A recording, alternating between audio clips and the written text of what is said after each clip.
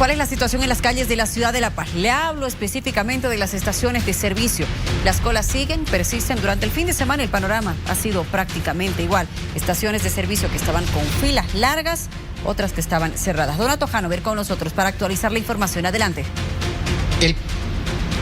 Luciana, buenas noches. No ha cambiado el panorama del mismo modo. A mi derecha, a la parte de atrás, la fila del surtidor que va justamente para abastecerse de combustible en el surtidor Uruguay. Esta fila termina en lo que sería el comienzo de la avenida Montes, llegando casi a la Pérez.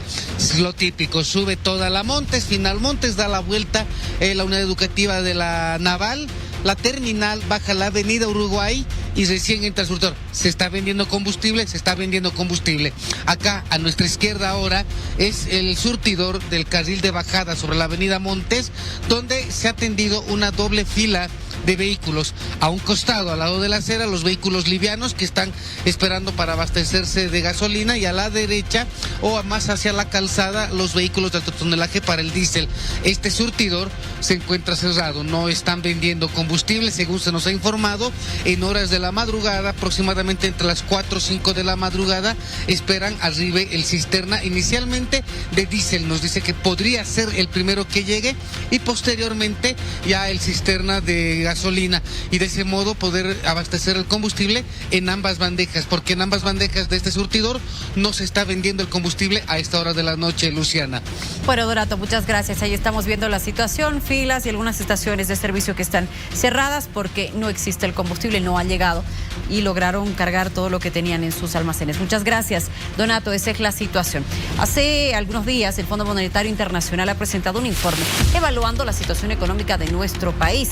Las autoridades gubernamentales no han estado del todo de acuerdo respecto a lo mencionado, pero vamos a ver la siguiente información y enseguida le damos la bienvenida a nuestros invitados.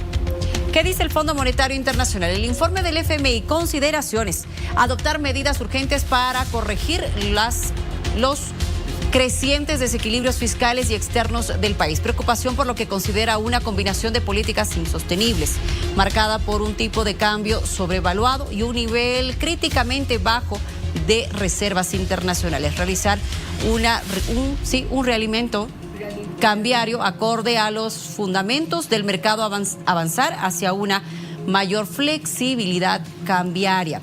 Esas son las consideraciones. Ahora vamos a ver algunas de las recomendaciones. Reducción gradual de los subsidios a los combustibles, control del gasto público, necesidad de proteger a los sectores vulnerables, fortalecer la supervisión financiera, diversificar las inversiones de los fondos públicos de pensiones. Además, aplicar reformas estructurales que estimulen la productividad y el crecimiento, es decir, eliminar barreras a las exportaciones. Nuestro invitado estaba sintiendo la cabeza, Miriam. Exacto, estamos con don Gonzalo Chávez, analista económico, y a través del Zoom nos acompaña Juan José Bedregal. A ambos, gracias por estar aquí. Buenas noches. Muy buenas noches. A mí me ha llamado mucho la atención, por ejemplo, dentro de estas recomendaciones que habla de consolidar una fiscalización creíble y sostenida a través de la racionalización de la masa social pública. En palabras sencillas, ¿qué significa eso? Que hay que hacer algo con los casi 500,000 empleados públicos que están en el Estado central, que están en los municipios, en las gobernaciones. Básicamente ahí te está diciendo que tienes que hacer una racionalización, pero que no puedes sostener a tanta gente de empleo público. ¿Y ahí estarían médicos, profesores, todo, policías, militares? Absolutamente todos, claro, ahí está todos. Ahora, seguramente habrá que cortar una parte según esta recomendación, pero ese es uno de los problemas del déficit público, ¿no? Pero señala otros que son más complicados el déficit. Obviamente el tema que tiene que ver con los subsidios, con el crédito neto del Banco Central de Bolivia que financia el déficit público del Estado. Es decir, son recomendaciones y análisis que la gente lo está viendo en las calles. Va la ama de casa va al supermercado y de repente, o va al mercado, los precios están elevadísimos, se come 15-20% de su salario o ingreso. Ahorita ustedes han reportado, las calles están repletas de gente durmiendo para conseguir gasolina, los productores no tienen insumos, los comerciantes no pueden vender, los agricultores no pueden sacar sus productos de la tierra. Es un caos total, es un desastre económico que ahora está reflejado en algunos indicadores indicadores macroeconómicos. Ahora, estos indicadores macroeconómicos tampoco son tan nuevos. Esto lo venimos diciendo hace muchos años varios economistas, porque son pues evidentes. Un déficit público hace 12 años tiene un déficit público de 10% del Producto Interno Bruto. Tú tienes problemas del sector externo y lo que hace el Fondo Monetario Internacional, tal vez lo más interesante y novedoso, es mostrarnos que el crecimiento del 2024, que el gobierno todavía no ha mostrado la cifra, habría sido de 1.4%, o sea, bajísimo, y que el crecimiento este año va a ser de 1.1% y que el crecimiento el 2026 va a ser de 0.9%, o sea, crecimientos sumamente bajos, inflación elevadísima que ya la estamos sintiendo. Además, habla de otras cosas que son muy importantes. Te habla del tema de la deuda pública total de Bolivia, que incluye deuda externa, deuda interna y la deuda que le deben las empresas estatales al Banco Central de Bolivia, y que estaría en más de 91%. Entonces, es un retrato dramático de este fracaso de este modelo primario exportador, rentista y comerciante, que no ha podido resolver los problemas y pues se ha estrangulado solo al matar a la gallina de los huevos cero, que era Yacimientos, que te daba 6.600 millones de dólares de exportaciones y ahora te da 1.500. Entonces, no es muy difícil entender que estás tú ante la implosión del modelo económico, que se manifiesta pues de manera dramática en los mercados, en las filas de combustibles, en el sector productivo, es decir, el fracaso del modelo económico que vivimos. Juan José, por favor, queremos su opinión al respecto. Bueno, son muchos los aspectos a los que tenemos que señalar, pero antes que nada, muy buenas noches a toda la audiencia, también a don Gonzalo y a todo el panel que está ahí. Lo primero que tenemos que señalar dentro del informe del Fondo Monetario Internacional es que no son estas las únicas recomendaciones, ¿no? Hay un conjunto. Lo primero, aparte de hablar, por supuesto, del recorte del gasto público, también habla de mejorar la eficiencia de la inversión pública y del gasto corriente. Por otro lado, también se habla de reforzar la inversión en infraestructuras. Y esto tiene un aspecto crucial, porque la inversión pública en infraestructura tiene un efecto multiplicador en el empleo y en la economía interna, a diferencia de la inversión en bienes de capital, que son las plantas de industrialización, que son divisas que salen, ¿no?, para instalar bienes de capital en el suelo nacional. Adicionalmente, también el informe del Fondo Monetario Internacional, en comparación al informe de artículo 4 que fue publicado en el mes de enero, resalta un mayor fortalecimiento de las reservas internacionales. En el informe que se publica en enero en la web del FMI, las reservas que se reportan alcanzaban a 1.100 hasta 1.500 millones de dólares. Hoy en día este informe reconoce unas reservas por hasta 2.200 millones de dólares, reservas internacionales me refiero, lo cual equivale a 3 meses de importaciones. Esto nos muestra que hay un repunte en las reservas internacionales, y don Gonzalo sabe bien que el reloj para cualquier estabilización cambiaria son las reservas internacionales. Por lo tanto, no se puede liberalizar el mercado cambiario si no se tiene un nivel suficiente de reservas. Este informe está mostrando que sí hay un repunte en las reservas internacionales, y bueno, esto también nos pone el reloj para un eventual ajuste cambiario. En lo que respecta al recorte del gasto corriente, creo que hay que ser mucho más cuidadosos al evaluar esta política de reducción del sector público. Hay que decirle a la gente que cerca de 2/3 de la planilla del sector público son maestros, son salubristas, son policías, son militares. ¿Y esto qué implica? Salir a la calle con todos los problemas que hay, por supuesto, en la calle, no los vamos a negar, y decirle a 2/3 de la población que puede ser usted la causa del problema, y que con un recorte del gasto público, a usted que tiene un maestro, que su papá es maestro, que a usted que es médico, a usted que es enfermera, señor policía, señor militar, ¿sabe qué? Según el FMI, a usted lo tenemos que dejar sin empleo. Creo que es algo mucho más complicado, porque no solo atrae un problema social, sino también que bajo el discurso clásico de los políticos de reducir el sueldo a los asambleístas, a los viceministros y a los ministros, no se ahorraría lo suficiente, lo que necesita ahorrar el Estado para una consolidación fiscal efectiva. Entonces, por un lado, esta política más realizada, mal aplicada, puede generar problemas sociales en la calle y no generar el ahorro suficiente para el Estado.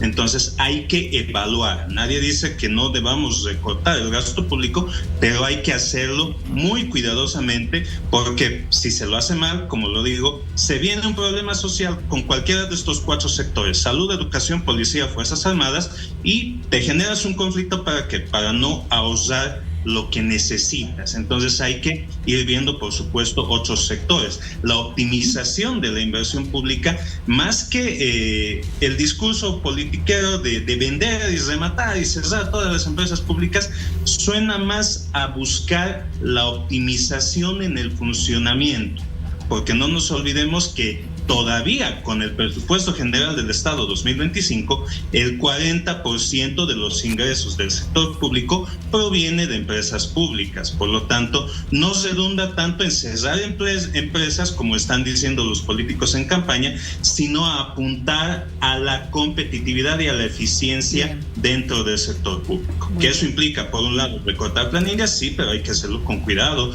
Que eso implica cerrar empresas, yo diría que no, más bien apuntar a la eficiencia. Y un tercer aspecto, por supuesto, que cualquier política de ajuste tiene que ser prevista en un entorno político. Hemos conocido el día de ayer las encuestas de los candidatos presidenciales y se proyecta, lo podemos decir con números, una asamblea legislativa totalmente dividida. ¿Qué implica esto? Que el próximo gobierno aplique el modelo que aplique, no va a tener gobernabilidad. Pueden liberalizar exportaciones, liberar el tipo de cambio, reducir el gasto público a cero si quieren, pueden cambiar todo el modelo. No van a lograr demasiado con una asamblea legislativa paralizada, porque no se puede aprobar leyes, no van a poder aprobar un crédito, ya sea del FMI o de cualquier organismo internacional, no van a poder cambiar regulación de empresas, ni petroleras, ni mineras, etcétera. Entonces es un escenario bastante restrictivo y donde el próximo gobierno, sea quien sea, tiene que medir quirúrgicamente las medidas, en qué se le hace caso al FMI y en qué no se le hace caso, y en qué se le hace caso parcialmente. Muy bien. Permíteme, por favor, porque tú sí también quieres preguntar. Sí. Hola, Gonzalo, buenas noches. Le quedan 5 meses al gobierno actual y hace un par de noches hablábamos con otros economistas que nos decían le va a alcanzar el tiempo solamente para administrar la inflación y garantizar los combustibles. ¿Será así? Porque estas recomendaciones que plantea el FMI son de ajuste realmente fuerte. ¿O hay todavía alguna urgencia que pueda considerar el presidente Arce para los próximos 5 meses? Mira, lo que ha ocurrido, digamos, la buena noticia es que el gobierno se ha enterado de que hay una crisis y está dispuesto a escuchar algunas de las sugerencias de la suegra del FMI, que antes era botada a la calle si es que abría la boca. Ahora es bueno, ¿no es cierto?, que digan, ok, sí, hay problemas y habrá que ver qué es lo que se hace, ¿no? Ahora, la economía boliviana está en la sala de emergencia del hospital, con un problema serísimo, que no se lo habla con claridad. Entonces, yo te digo, ¿por dónde comenzar? Por el boquete fiscal que tienes. El cuerpo está en la camilla con un hueco que tiene 10 o 12% del Producto Interno Bruto y que se basa sobre todo en un déficit donde sí hay un exceso de empleados públicos. Es decir, refugiarse y decir, cuidado que quieran sacar a los maestros. No, yo creo que nadie quiere sacar a los maestros. Lo que hay que sacar es al montón de políticos que están dentro de las empresas estatales, que están en el gobierno central, que están en otras reparticiones públicas, que son 1/3, y 1/3 es muchísima gente. Entonces hay que disminuir y cortar esa grasa significativamente. Por otra parte, es urgente no hay mucho tiempo para estar viendo. ¿Tú crees que una empresa como Quipus va a seguir funcionando? ¿Vas a hacerle una evaluación de productividad o competitividad a una empresa absolutamente inútil?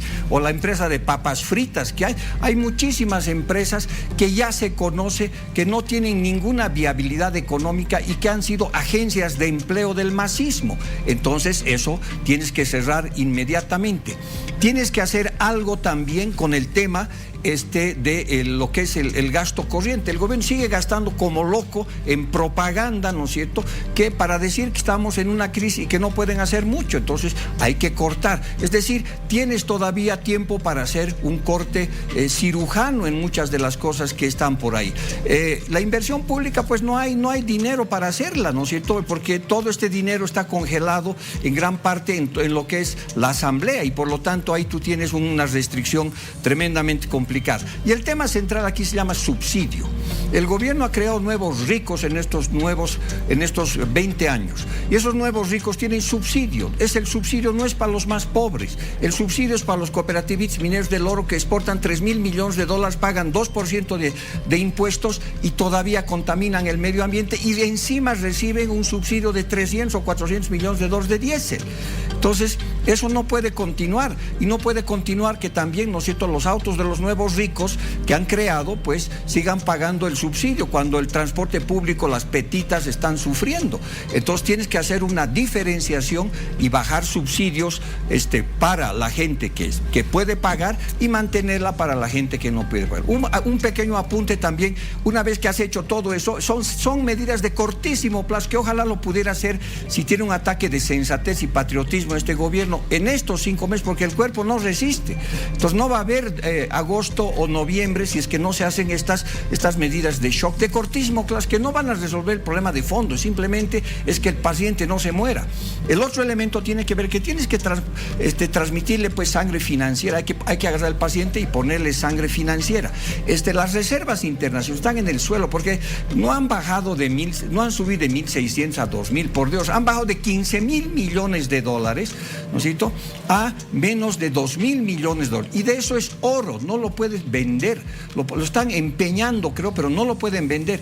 Y de dinerito, de cash, de platita, tienen 50, 60 millones de dólares. O sea, no hay manera de que resuelvas esto si no le das una inyección financiera significativamente a la economía. En 5 meses se puede hacer algo. Mira, Bucamarán, que es de Ecuador, igual un gobierno desastroso en términos económicos, hizo la dolarización antes de irse. O de la Rúa estabilizó financieramente varias, pero no tiene tiempo político, no tiene reputación, no tiene credibilidad, y lo último que has estado viendo han sido parches de política económica, es mentolatum para el cáncer, y no atacan lo más importante. Es ese enorme déficit público por donde se está cayendo buena parte, ¿no es cierto?, de los ingresos de Bolivia, y eso es responsable pues de haberse metido un tiro, ¿no es cierto?, en el pie, que es haber matado a la gallina de los huevos de oro, que les daba 6.500 millones de ingresos, y que por talento propio lo han bajado a 1.500 millones de dólares, ¿no? Juan José, ¿quiere responder? Juan José. Juan José, ¿me escuchas? Juan José, te escuchamos. Hola, ¿me escuchan? Sí, te escuchamos. ¿Quieres responderle a Gonzalo Chávez? Sí, gracias. Lo principal que me parece escuchar es más a un político en campaña que a un técnico hablando de economía. Es curioso porque lo primero que hacemos los economistas para decidir qué empresa se cierra y qué empresa no, es un análisis técnico. Y lo que se hace es decir, todos sabemos que esto no funciona. Momento.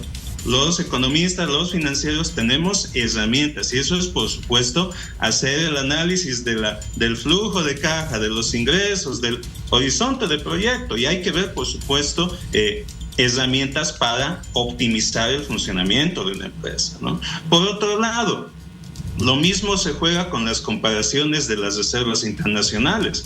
Se dice alegremente, hemos bajado de 15.000 a menos de 2.000. Señores, estamos por encima de 2.000, no por debajo de 2.000. Y la comparación se hace desde el punto más bajo. Eso lo sabe cualquier economista. Por lo tanto, está bien hacer campaña. No decimos que no, pero no sacrificaremos por eso el rigor técnico. En los hechos hay un repunte de las reservas y esto lo permite ¿qué? La ley de compra de oro, la ley de financiamiento de las reservas internacionales. Por lo tanto, no estamos diciendo que no se tenga que hacer un ajuste cambiario, sino que este ajuste está dictado por el nivel óptimo de reservas. ¿Qué pasa si mañana a alguien se le ocurre en el Ministerio de Economía, escuchando a don Gonzalo decir, eliminamos la subvención, que la gasolina cueste 10 bolivianos y el dólar cueste 12? Se nos va al garete todo. Se va la espiral inflacionaria, el mercado paralelo del dólar trepa al doble o al triple de lo que está ahorita. Eso es un caos económico. Por lo tanto, para ejecutar cada medida se tiene que hacer un análisis técnico. Hay un timing técnico para ello. En lo de recorte de funcionarios públicos, lo que acabo de decir, creo que tampoco se ha escuchado lo que dije en la primera intervención. Cuando haces el recorte del gasto público, te enfrentas a un coste social muy alto y tienes que verificar y tienes que hacer un análisis de sensibilidad para ver si despidiendo a tantas personas o reduciendo en tanto el salario de los funcionarios públicos vas a ahorrar un monto suficiente que permita compensar el caos del desbarajuste a nivel social. Porque claro, no es solo hablar del órgano ejecutivo o legislativo, esos son apenas el 3% de la planilla del sector público. El resto, que no es salud, educación, policía y fuerzas armadas, está en el nivel descentralizado. ¿Y cómo haces tú, como gobierno central, para decirle a la gobernación del Beni, al alcalde de Mocomoco, o al alcalde de Baures, o al alcalde de Tarija, reduzca en 1/3 a su personal del sector público? Por ley de autonomías no se lo puede hacer. Por lo tanto, está bien tomar las recomendaciones del FMI. Está bien incluso ponernos en campaña. Hágalo, don Gonzalo, no está mal. Pero no sacrificaremos en el camino el análisis técnico y también la normativa, porque ahí está una enorme rigidez para el gasto público, que es la ley marco de autonomías. Gracias, José. ¿Está en campaña, Gonzalo? En campaña no sé, yo quiero ser cónsul en Río de Janeiro, porque no tengo campaña de nada, ¿no? No. Ahora, hacemos política pues todos los días, ¿no? Es decir, cuando hablamos de economía, hacemos política. Entonces, o Juan José hace galletitas técnicas. No, usted está haciendo política, está defendiendo al gobierno con argumentos de orden económico y de político.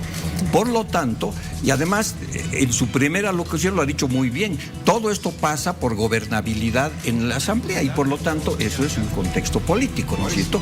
Y muchos de las recomendaciones que hace el fondo, y creo que hay que ir más profundamente en muchas otras cosas, pues lo hacemos los economistas haciendo política, porque eso es lo que hacemos, y no tenemos vergüenza de eso, no es política partidaria, tienen que profundizarse. Creo que, por ejemplo, en el caso del tipo de cambio, lo que hay que hacer es volver a un tipo de cambio flexible, ¿no es cierto?, con flotación sucia como había el bolsín. Fue un gran desastre, una equivocación atroz haber hecho el tipo de cambio fijo con la intención de subsidiar importaciones baratas, y ahí están los resultados, ¿no es cierto?, los resultados de un colapso que nadie encuentra dólares para absolutamente nada.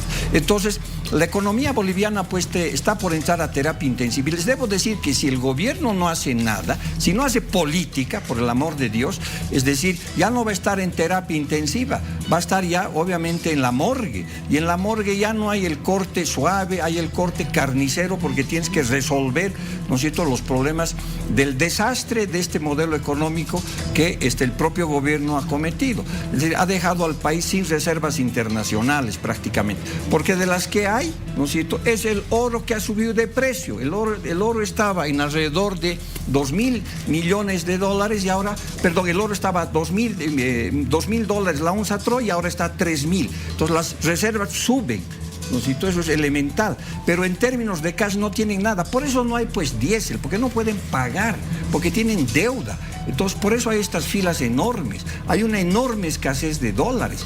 ¿Por qué? Porque lamentablemente pues el gobierno no apunta al problema central. Ahora, refugiarse para cuidar a los municipios, a las cosas, no es entender la gravedad del problema.